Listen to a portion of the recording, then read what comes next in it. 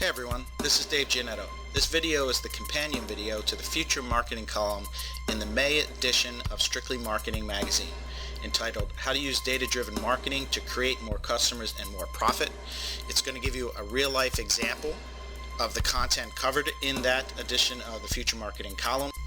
That column was a little complex because most people think that marketing analytics is about pushing a button and getting the result, whereas it's really about layering a bunch of different analysis at this point. Someday those will be brought together into one analysis, but for right now what marketers have to do is run several of them in a sequence to really get the answer they want, which is who are my targets and who are my most profitable targets, and then how do I go about getting them.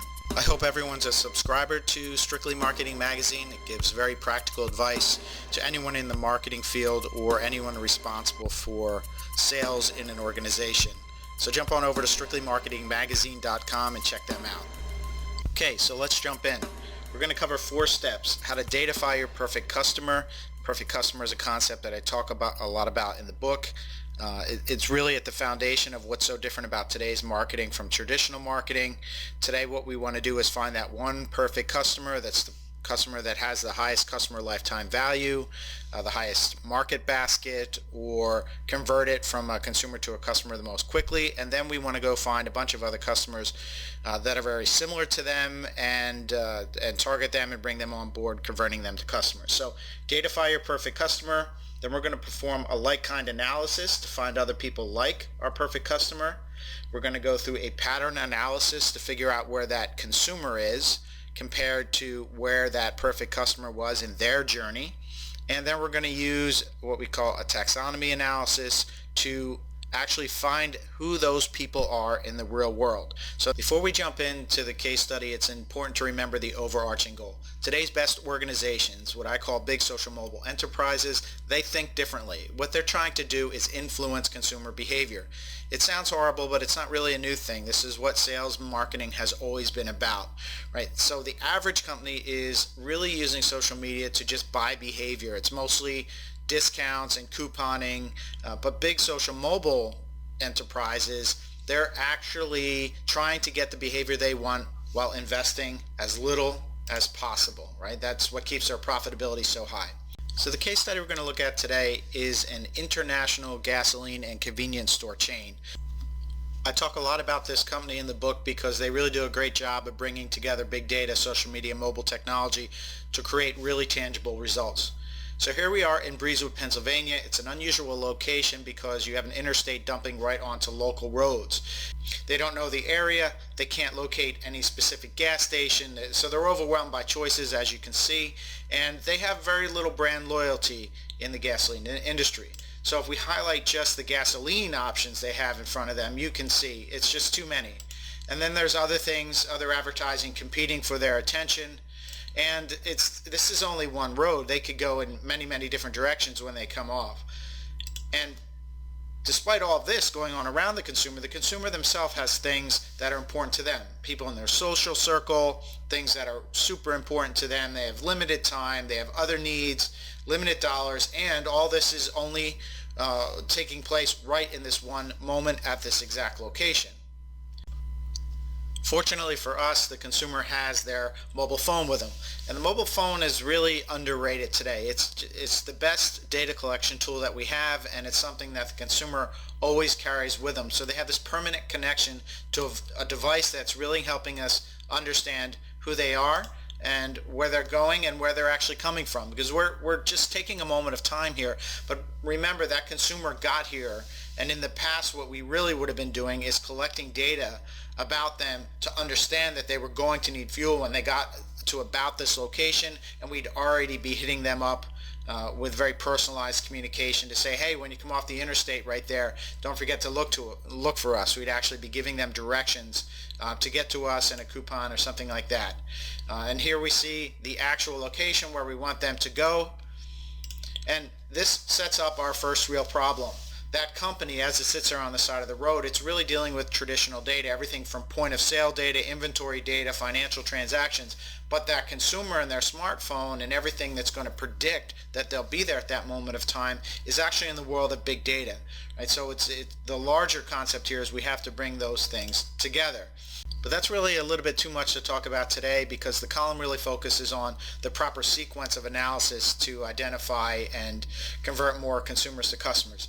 So we have the data predominantly from the person's smartphone, but if we're a big social mobile enterprise, we've already attached their identification, what we call bridging data, back to their traditional data and their social data. So we have a very complete picture of them. And through this big data, we're going to see 5 different types of things about them. This is going to define, from a data perspective, who they really are. This is the first step, datafying your perfect customer. We're going to use this big data, and that will tell us things that they specifically tell us about themselves. If they fill in a form and they give us their birthday, that's explicit. Who they're connected to on their social platforms, that's explicit. What their phone number is or their email address, all those things are explicit. Even if it's just a device ID that they carry around with them, that's explicit data. Implicit is, of course, the things that we can derive from explicit. For example, just yesterday I was looking for generators, so being what I call a social consumer, I went to different websites and I searched for different generators of the type I wanted. Now those mega stores know that I'm looking for a generator. I'm going to start to get good discounts, right? That's one of the ways social consumers can manipulate what the offer is that they're getting from companies. So the implicit information is there, is that I'm searching for a generator. Derived information are things that we can use explicit or implicit data to figure out. Social data, those are the things that we get from all of our social platforms. Who's connected to who, what do they like, what brands do they follow. And then we have the true core behavioral data, which is probably the thing that makes big data so big, because it tells what does a person do whenever they encounter something around them. We've datafied the perfect customer. What we do then is a very simple analysis. It's called a like-kind analysis, and this is actually the analysis you're setting up if you're doing any social advertising like Facebook. You're setting the criteria, and what that's doing is, behind the scenes, it's matching everyone's profile data, all those 5 types of data that I talked about, over to other consumers that you've never touched before, in order to present your message to other people that are very much like the person who you think is perfect. Now, where companies usually fall into problems is that they haven't really datafied their perfect customer. They just pick a general age range or some general demographic, but they don't actually datafy them using these 5 types. Because once you do that, you're getting a very complete picture of who your perfect customer is, and your like-kind analysis pulls other people from your social circle or your consumer base, or those people you're touching through your social platforms, and identifies them so that you can target them very specifically. From there, we need to kind of do 2 things at once. When we lay it out in this type of diagram, it looks very, very sequential, but what you're actually going to see is that it's a few different things coming together all at one time. So we have our perfect customer, and we know what they did to become perfect. We know the pattern of interactions that they had with our organization before they became perfect. So what we're actually doing then is identifying other people very much like them through a like-kind analysis, and then we're seeing where they stand in the pattern.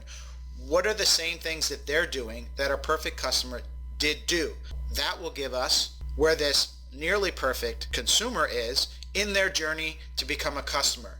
We pick them up at that moment, and then we simply try to manipulate every interaction that they have to our best advantage, right? We send them the same exact advertising. We drive them towards the same pieces of content. We get them to watch the same videos. We get them to take one action after another that our same perfect customer took.